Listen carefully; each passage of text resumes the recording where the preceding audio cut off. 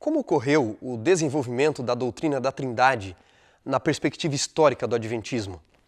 O movimento adventista ele surgiu a partir de 22 de outubro de 1844, do então conhecido Movimento Millerita. Pessoas que faziam parte deste movimento foram estudar a Bíblia e tentar descobrir por que Jesus, afinal, não tinha voltado como eles tanto esperavam. Ao estudarem a Bíblia, eles descobriram que existiam muitas questões e doutrinas bíblicas que eles não compreendiam e, portanto, nem guardavam. Assim, o movimento adventista fundou-se em seu início com base em 5 principais doutrinas distintivas. Essas doutrinas são a imortalidade condicional, a segunda vinda visível e literal de Jesus, a doutrina do sábado bíblico, a doutrina do santuário celestial e o dom profético. Mas havia muitas outras coisas que eles ainda não compreendiam. Precisavam estudar, aprender e colocar em prática na sua vida. Mesmo o sábado, que veio logo em seu início, levou 4 anos para que esses pioneiros do Adventismo entendessem que era bíblico e deveria ser guardado. Depois de aceitarem o sábado, quase 10 anos foi o tempo que eles levaram para entender que o sábado não deveria ser guardado de meia-noite a meia-noite, como alguns faziam, mas sim de pôr do sol a pôr do sol, como nos manda a Bíblia. Outros, que não entendiam que o seu corpo era o templo do Espírito Santo, ainda criavam e matavam porcos em seus quintais. O que está acontecendo com esses adventistas pioneiros é o que nós conhecemos como verdade progressiva. Aquilo que Deus revela a nós, o nosso entendimento, a nossa compreensão, ela é progressiva. Aliás, em Provérbios, no capítulo 4, no verso 18, está escrito assim: "Mas a vereda dos justos é como a luz da aurora que vai brilhando mais e mais até ser dia perfeito." Esses adventistas pioneiros, que não praticavam muitas coisas da Bíblia, eles não as conheciam, mas à medida que eles foram aprendendo, eles foram aceitando e colocando em prática na sua vida. Isso também aconteceu quanto à doutrina da Trindade. Muitos deles que discordavam da Trindade, porque era pregada uma espécie de Trindade falsificada, espiritualizadora, estranha naquela época, eles passaram a estudar o ser de Deus. E à medida que foram estudando, e Deus foi se revelando a eles através da Bíblia, eles foram aceitando.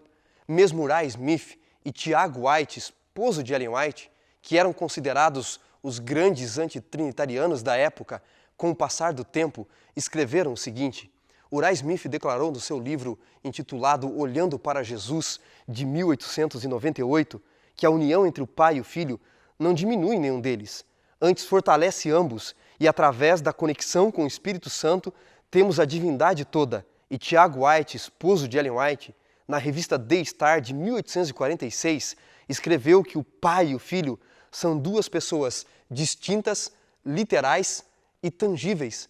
Você percebe aqui o princípio da verdade progressiva? Embora lutando contra uma trindade que pregavam na época falsificada, eles estavam aprendendo muito sobre a pessoa do Pai, do Filho e do Espírito Santo. É por causa dessa revelação progressiva que o Adventismo passou, quanto à doutrina da Trindade, por 5 fases durante a sua história. A primeira delas, de 1846 até 1888, foi uma fase de antitrinitarianismo, onde a maioria negava a doutrina da Trindade. Depois desta fase, de 1888 a 1898, houve uma insatisfação com o antitrinitarianismo, exatamente pelas declarações e publicações de textos de Ellen White afirmando que existem 3 pessoas distintas e eternas.